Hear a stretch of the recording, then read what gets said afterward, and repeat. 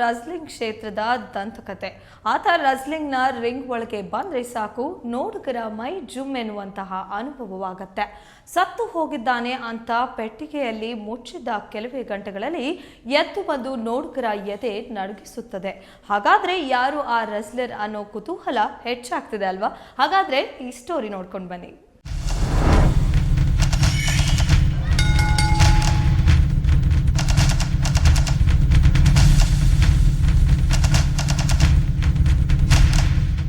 WWE ಎಂಬ boxing ಬಗ್ಗೆ ಯಾರಿಗ್ ತಾನೇ ಗೊತ್ತಿಲ್ಲ ಹೇಳಿ. ವಯಸ್ಸಿನ ಹುಡುಗರಿಗಂತೂ ಈ ಬಾಕ್ಸಿಂಗ್ ದುನಿಯಾ ಹಿಡಿಸಿರುವ ಹುಚ್ಚು ಅಷ್ಟಿಷ್ಟ. ಅದರಲ್ಲಿ ಬರುವ ಫೈಟರ್ಸ್ ಅಂತೂ ಅದೆಷ್ಟೋ ಹುಡುಗರಿಗೆ ಹೀರೋಗಳಾಗಿ ಬಿಟ್ಟಿದ್ದಾರೆ. ಆ ಬಾಕ್ಸಿಂಗ್ ಅಂದ್ರೆ ಅಲ್ಲಿ ಜನ ಕಿಕ್ಕಿರ್ದು ನಿಂತಿರ್ತಾರೆ. ರಿಂಗ್ ಕಡೆ ಫೈಟರ್ ಬರ್ತಿದ್ದಾನೆ ಅಂದ್ರೆ ಸಾಕು ಎಲ್ಲಾ ಕ್ಯಾಮರಾಗಳು ಅವನನ್ನೇ ಕವರ್ ಮಾಡ್ತಿರುತ್ತೆ. ಎಲ್ಲಾ ಲೈಟ್ಗಳು ಅವನ ಕಡೆಯೇ ತಿರುಗಿರುತ್ತೆ. ಇನ್ನು ಶಿಳ್ಳೆ ಚಪ್ಪಾಳೆ ಅಂತೂ ಕೇಳೋ ಹಾಗೆ ಇಲ್ಲ ಬಿಡಿ.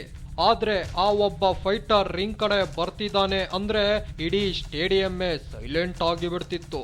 ಸ್ಟೇಡಿಯಂ ಪೂರ್ತಿ ಕತ್ತಲು. ಡಣ್ ಎನ್ನುವ ಒಂದು ಗಂಟೆ ಶಬ್ದ, ಸುತ್ತಲೂ ಹೊಗೆ, ಮಧ್ಯದಲ್ಲಿ ಒಂದು ಶವದ ಪೆಟ್ಟಿಗೆ. ನೋಡುತ್ತಲೇ ಅದರ ಒಳಗಿಂದ ಒಬ್ಬ ಎದ್ದು ಬರ್ತಾನೆ. ಉದ್ದವಾದ ಕೋಟು, ತಲೆ ಮೇಲೆ ಹ್ಯಾಟು. ಹಂಗೆ ರಿಂಗ್ ಒಳಗೆ ಬಂದು ತನ್ನ ಕ್ಯಾಪ್ ಅನ್ನ ತೆಗೆದು ಒಂದು ಲುಕ್ ಕೊಟ್ರೆ ಎದುರಿಗೆ ಇರೋ ಎದುರಾಳಿ ಫೈಟ್ ಮಾಡದೆ ಹಂಗೆ ರಿಂಗ್ ಇಂದ ಓಡಿ ಹೋಗ್ತಾನೆ. ಹತ್ತು ಎತ್ತಿ ನೋಡಬೇಕಾದ ಎತ್ತರ, ತಲೆಯಿಂದ ಎಗಲವರೆಗೆ ಗುಂಗುರು ಕೂದಲು. ಒಂದು ಮುಷ್ಟಿ ಮಾಡಿ ಒಡೆದರೆ ಅವನ ಕತೆ ಮುಗಿತು ಅಂತಲೇ ಅರ್ಥ.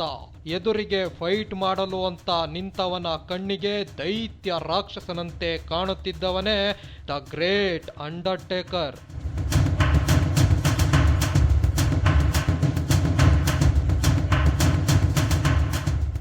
ಬಾಲ್ಯದ ದಿನಗಳಲ್ಲಿ ನಮ್ಮೆಲ್ಲರಿಗೂ ಅಂಡರ್ಟೇಕರ್ ಅನ್ನೋ ಹೆಸರು ತಿಳಿದೇ ಇರುತ್ತೆ. ರಸ್ಲಿಂಗ್ ಕ್ಷೇತ್ರದ ಟಾಪ್ ಫೈಟರ್ಗಳಲ್ಲಿ ಅಂಡರ್ಟೇಕರ್ ಅಗ್ರಸ್ಥಾನದಲ್ಲಿ ನಿಂತುಕೊಳ್ತಾರೆ.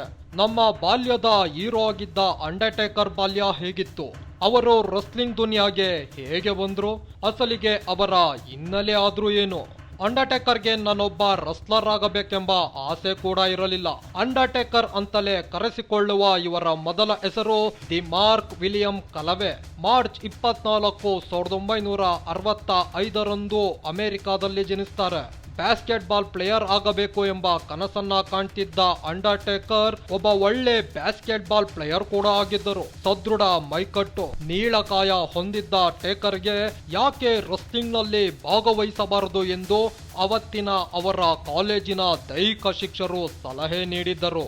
ಅದೇಕೋ ರಸ್ಲಿಂಗ್ ಎಂಬ ಮಾತು ಕಿವಿಗೆ ಬೀಳುತ್ತಿದ್ದಂತೆ ಟೇಕರ್ ಮನಸ್ಸು ಸಂಪೂರ್ಣವಾಗಿ ರಸ್ಲಿಂಗ್ಗೆ ಹಿಡಿದು ಬಿಟ್ಟಿತ್ತು. 1984ರಲ್ಲಿ ಮೊದಲ ಬಾರಿಗೆ ರಸ್ಲಿಂಗ್ ಕ್ಷೇತ್ರದಲ್ಲಿ ಕಾಲಿಟ್ಟಿದ್ದರು. ಆದರೆ ಅವರ ಮೊದಲ ಮ್ಯಾಚ್ ನಲ್ಲೇ ಸೋಲನ್ನ ಕಂಡಿದ್ದರು. ಸತತ 6 ವರ್ಷಗಳ ಕಾಲ ರಸ್ಲಿಂಗ್ ನಲ್ಲಿ ತೊಡಗಿಸಿಕೊಂಡಿದ್ರು. ಅವರ ಹೆಸರು ಮಾತ್ರ ಯಾರಿಗೂ ಗೊತ್ತಿರಲಿಲ್ಲ.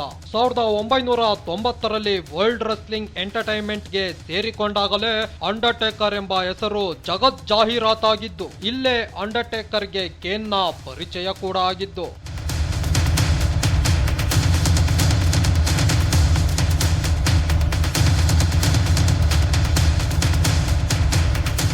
ಕೇನ್ ಎಂಬ ಮತ್ತೊಬ್ಬ ರೆಸ್ಲರ್ ಅನ್ನ ಅಂಡರ್ಟೇಕರ್ ಅವರ ತಮ್ಮ ಅಂತಲೇ ಕರೆಯಲಾಗುತ್ತೆ.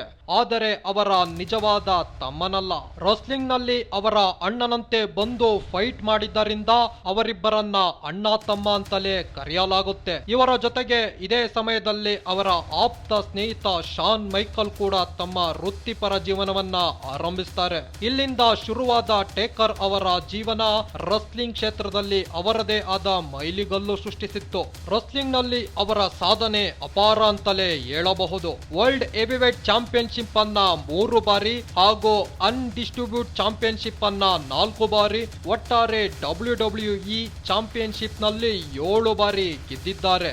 ಇನ್ನು ವರ್ಲ್ಡ್ ಟಾಗ್ ಟೀಮ್ ಚಾಂಪಿಯನ್ಶಿಪ್ ಅನ್ನ 6 ಬಾರಿ ಗೆದ್ದಿದ್ದಾರೆ. ರಾಯಲ್ ರಂಬಲ್ 2007ರ ಪಟ್ಟವನ್ನ ಗಿಟ್ಟಿಸಿಕೊಂಡಿದ್ದರು. ಸೆಲಾಮಿ ಅವಾರ್ಡ್ 12 ಬಾರಿ ಒಲಿದು ಬಂದಿದೆ. ಇನ್ನೂ ಅನೇಕ ಪ್ರಶಸ್ತಿಗಳನ್ನ ಅವರು ಬಾಕ್ಸಿಂಗ್ ಕ್ಷೇತ್ರದಲ್ಲಿ ವಶಪಡಿಸಿಕೊಂಡಿದ್ದಾರೆ. ರಸಲ್ಮೇನಿಯಾ ಎಂಬ ಕಷ್ಟದ ಚಾಂಪಿಯನ್ಶಿಪ್ ನಲ್ಲಿ ಬರೋಬ್ಬರಿ 20 ವರ್ಷಗಳ ಕಾಲ ಭಾಗವಹಿಸಿ ಚಾಂಪಿಯನ್ ಆಗಿದ್ದಾರೆ. ಆದರೆ ಅವರ 21ನೇ ವರ್ಷದ ಚಾಂಪಿಯನ್ಶಿಪ್ ನಲ್ಲಿ ಬ್ರಾಕ್ ಲೆಸ್ನರ್ ಅವರನ್ನ ಸೋಲಿಸ್ತಾರೆ.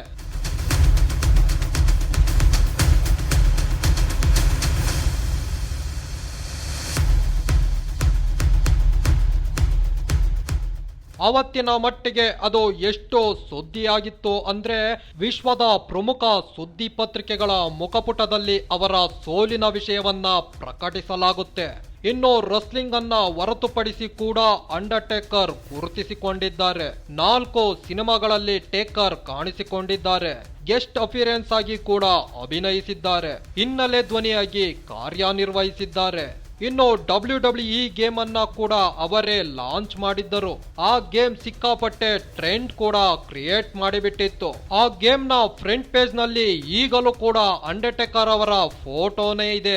ಒಬ್ಬ ಬ್ಯಾಸ್ಕೆಟ್ ಬಾಲ್ ಪ್ಲೇಯರ್ ಆಗಬೇಕು ಅಂತ ಅಂದುಕೊಂಡಿದ್ದ ಮಾರ್ಕ್ ವಿಲಿಯಂ ರೋಕರನ್ನ ನೋಡಿದಾಗ ಒಂದು ರೀತಿಯ ರೋಮಾಂಚನವಾಗ್ತಿತ್ತು.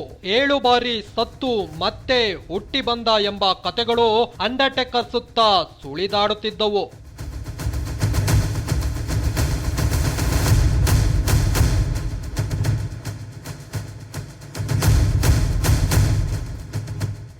ಈ ರೀತಿಯಾಗಿ ಹಲವು ದಶಕಗಳಿಂದ ಪ್ರೇಕ್ಷಕರಿಗೆ ಮನೋರಂಜನೆ ನೀಡುತ್ತಾ ಬಂದಿದ್ದ ಅಂಡರ್ಟೇಕರ್ ಇಂದು ತಮ್ಮ ವೃತ್ತಿ ಬದುಕಿಗೆ ವಿದಾಯವನ್ನ ಹೇಳಿದ್ದಾರೆ. ಎದುರಾಳಿಯ ಎದೆಯಲ್ಲಿ ನಡಕ ಹುಟ್ಟಿಸುವಂತೆ ಎಂಟ್ರಿ ಕೊಟ್ಟು ರಿಂಗ್ ನಲ್ಲಿ ಮ್ಯಾಜಿಕ್ ಮಾಡಿ ಪ್ರೇಕ್ಷಕರನ್ನ ಸೆಳೆಯುತ್ತಿದ್ದ ಅಂಡರ್ಟೇಕರ್ ಆಟವನ್ನ ಇನ್ನು ಮುಂದೆ ಪ್ರೇಕ್ಷಕರು ಮಿಸ್ ಮಾಡಿಕೊಳ್ಳಲಿದ್ದಾರೆ. ವಿವಿ Madurai, special desk, OnePlus news.